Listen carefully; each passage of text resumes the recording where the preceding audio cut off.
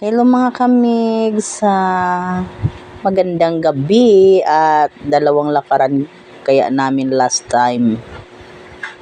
Ang pamamasyal namin at yung bumibili kami ng sapatos. Ngayon ay may nakita kaming umpukan ha. Nandoon sa kabilang gilid. Hindi naman nadaanan talaga ng sadya naming pinuntahan mga kamigs. Doon sa bandang kaliwa namin may natanaw kaming maraming mga nagtitinda. Oh my God! Wow! Tara mga kamig, samahan nyo kami rito at isisilip tayo kung anong mga tinda nila, kung anong mga kaguluhan doon mga kamigs. Tara. Tapos mga kamigs, naalala ko wala na pala kaming budget. Wala kaming budget mga kamigs. Kasi naubos na po doon sa binili namin sapatos mga kamigs. Tingnan natin kung anong magagawa natin doon.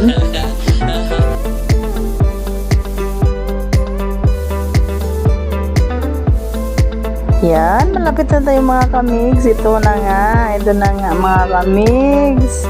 Una namin nadatnan is yung mga baril-barilan. Baril-barilan.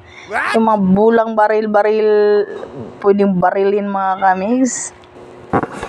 What? Bro, what are you talking about, man? Yun na nga si Migs. Parang gusto pa niya yung damputin yung baril at baril-barilin daw niya. Mga kamigs. Kaya lang, no comment ako kasi wala talaga akong budget. Tapos mga kamigs, parang napapansin ko na mister ko mga kamigs, no comment siya kamigs. Ako, mukhang may alam na siyang magaganap mga kamigs. Isipin siguro naman, makuhold up na ako nito. Hold up. Parang nababasa ko na sa isip niya na yari na siya. Wala na siyang takas mga kamigs. At dahil wala na akong budget,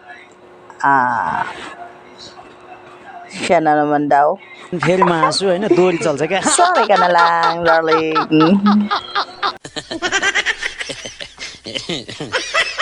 Ayun na nga mga kamigs, nakita na namin yung bebeng mga kamigs na ma-hold up na talaga yan mga kamigs. Yung nakikita ko, tapos mayroon ka pa kaming nakikita sa katabi mga kamigs na pagkain. Pero doon talaga kami sa stick sa bibingka.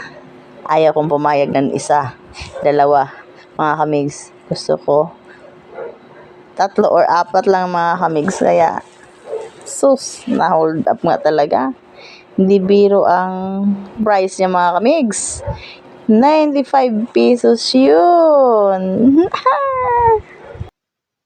Sa harap lang pala yun ng New Point mga kamigs. Doon sila nakahilira sila mga kamigs. Doon sila gabi-gabi ata yun mga kamigs. Nakahilira sila doon. Punta na kayo mga taga Pampanga. Masarap doon. Special, bibingka special mga kamigs. Tapos gusto pa ni Ronnie na 1-2 lang mga kamigs ang bibilhin.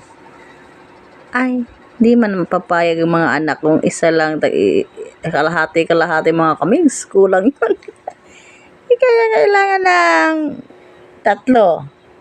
3 ko, hati kami mga kamigs. O 4, tag-isa kami mga kamigs. Ayun, na-hold up talaga yung mister ko mga kamigs. Tapos, tinanong ko naman si kuya para ayaw pumayag ata na hati. Yun pala. Ayaw pumayag na hati. Gusto, tag-iisa daw.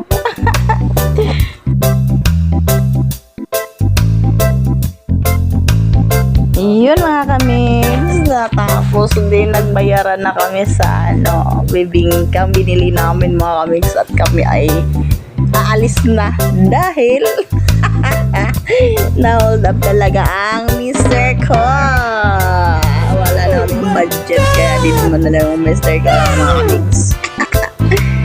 Ay, wala lang budget daw.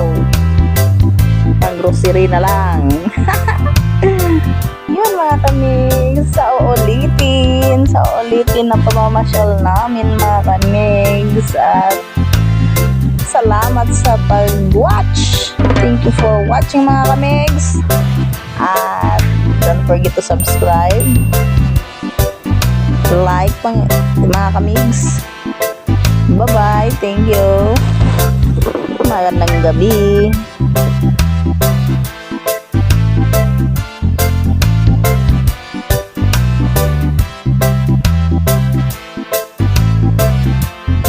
Yum yum mga kamigs sa pag-uwi namin. Yum yum sa bibingka.